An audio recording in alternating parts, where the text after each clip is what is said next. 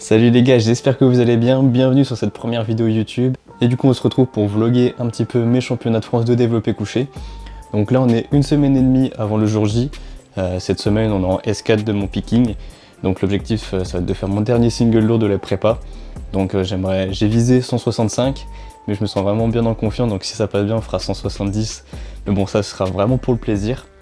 Et sur Instagram, du coup, je vous avais demandé si vous voulez que je vous partage aussi mon picking, ma stratégie, etc. et mon watercut. Donc je vais vous présenter tout ça. Ok les gars, du coup j'ai sorti le petit fauteuil, on va se poser pour discuter de mon picking. Donc moi je suis quelqu'un qui fonctionne de façon très simple. Donc c'est-à-dire que mon picking il était sur 4 semaines comme un bloc classique.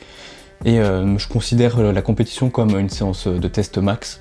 Donc j'ai juste augmenté la charge et le RPE toutes les semaines. C'est-à-dire qu'en semaine 1 j'ai fait un petit top single RPE 6, semaine 2 RPE 7, semaine 3 RPE 8, et là on est en semaine 4, on va faire RPE 9. Donc voilà, c'est tout simple pour vraiment atteindre mon pic de forme le jour de la compète. Et du coup j'ai fait ensuite des back-off en 3x4. Donc pourquoi du x4? Parce que c'est quelque chose qui fonctionne très bien sur moi. Étant donné que je suis un ancien body, moi je suis très fort sur le volume, les charges longues. Donc c'est un peu con pour quelqu'un qui fait des compétitions de power où il faut être fort sur une répétition maximale, mais bon, que voulez-vous. Du coup voilà pour ça. Sinon pour vous parler un petit peu de mes autres séances de bench, du coup j'ai du bench 3CT sur mon bench secondaire. Donc là c'est vraiment pour m'habituer aux pauses longues et vraiment éviter toute mauvaise surprise le jour de la compétition, vu que les pauses elles vont être assez strictes.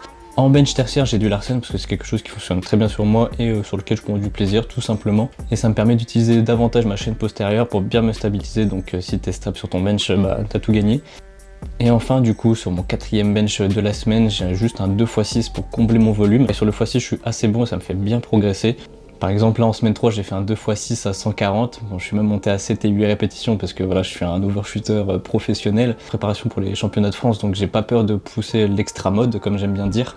Je connais mon corps, je connais mes limites, donc je me suis permis de faire ça, de faire plus tout simplement.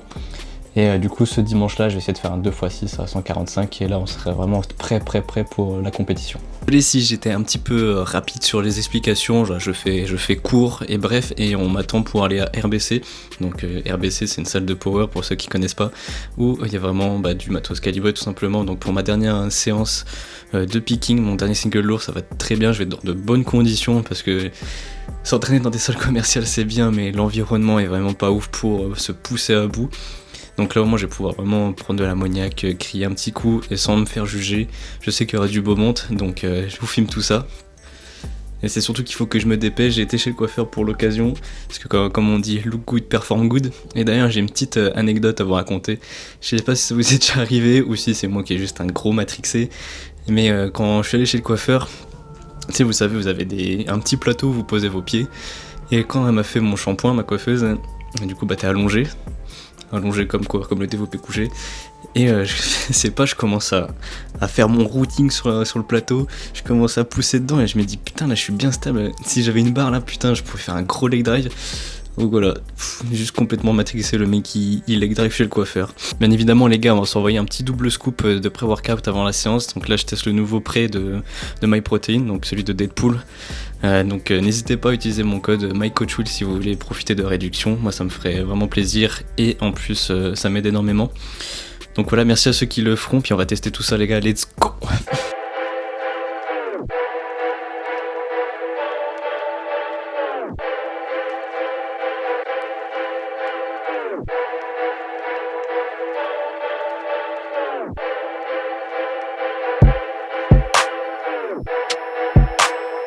Du coup on se retrouve pour faire une petite voix off de ma séance.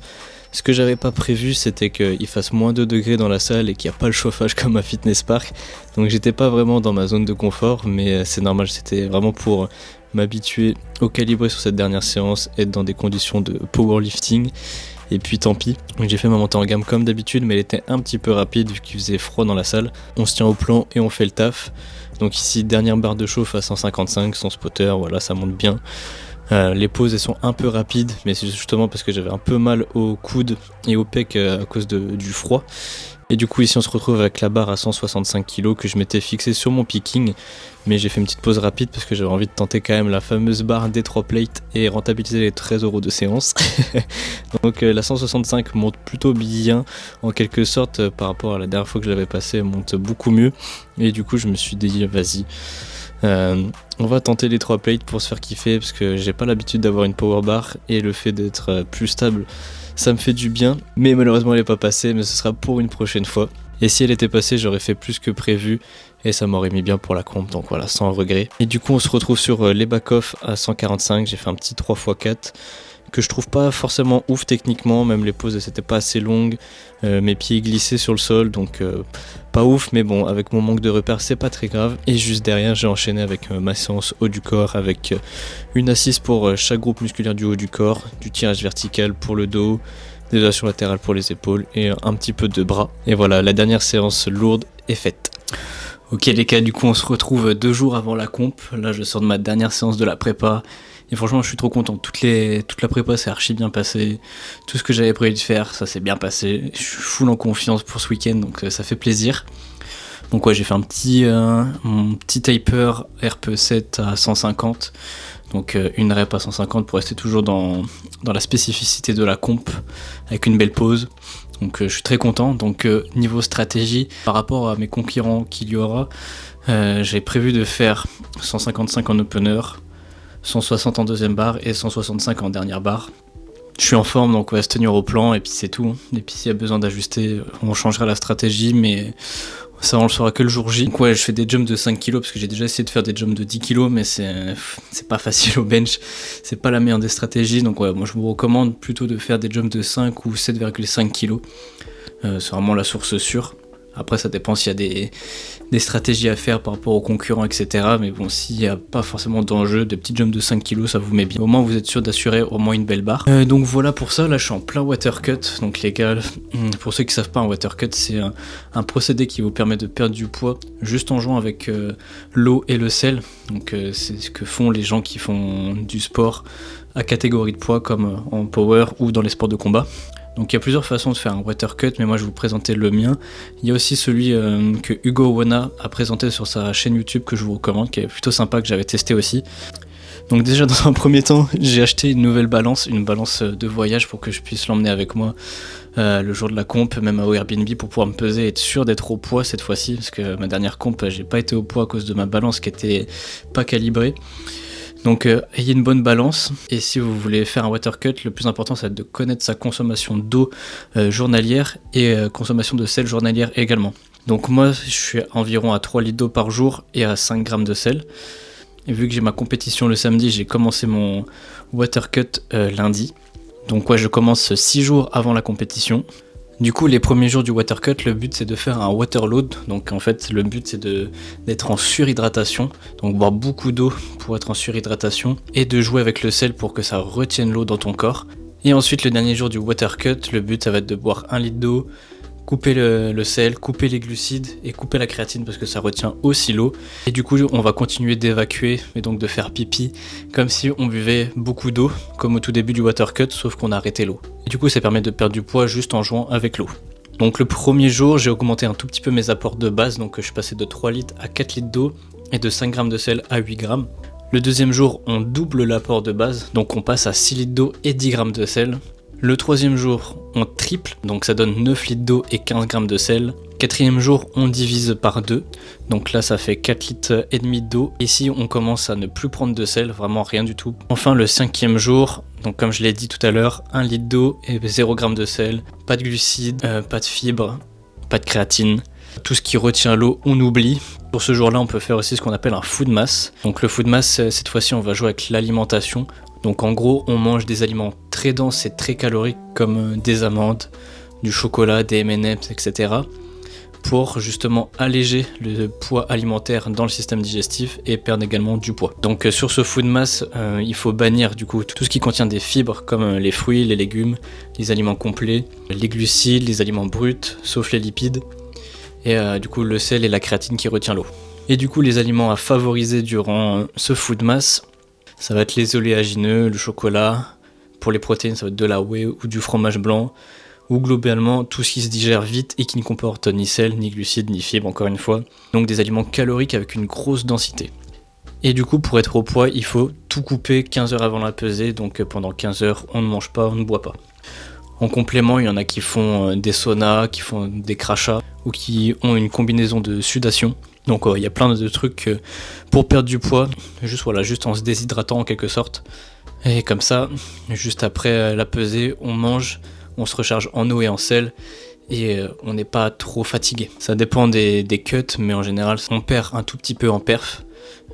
Mais là, sur du bench où t'as vraiment que 3 barres à faire, ça va.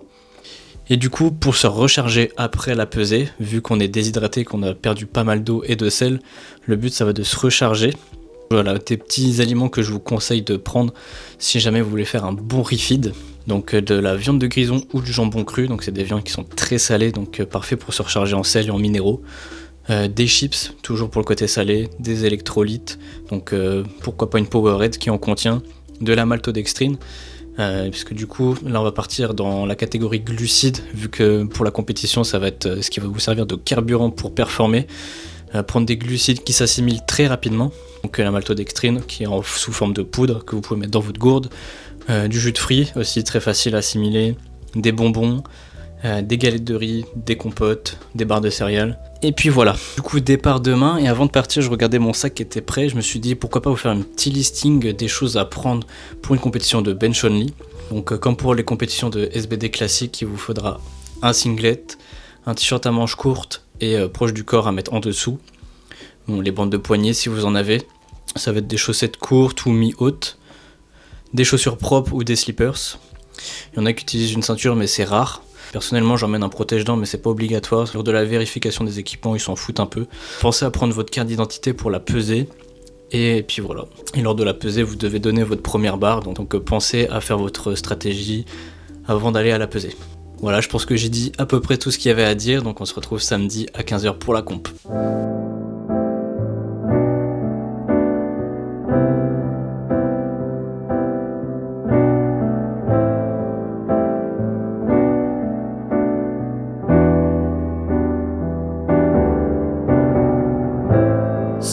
Some time away, getting ready for the day you're born again.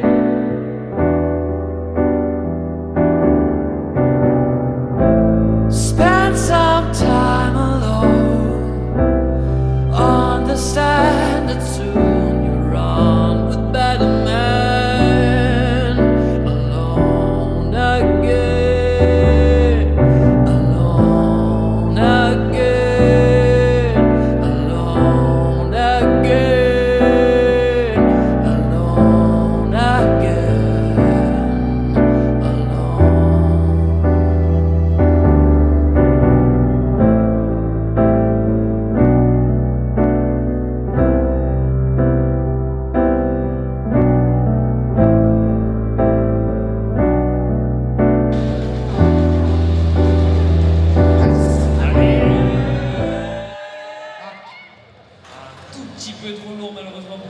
Bon du coup les gars, comme vous l'avez pu le voir, 155 en opener c'est validé et j'étais déjà premier grâce à cette barre là. Et ensuite j'ai fait 160 en deuxième barre qui monte très facilement et je pensais pouvoir valider les 165, les minima mondes, mais malheureusement c'est pas passé à cause d'un défaut de trajectoire, j'ai poussé trop verticalement.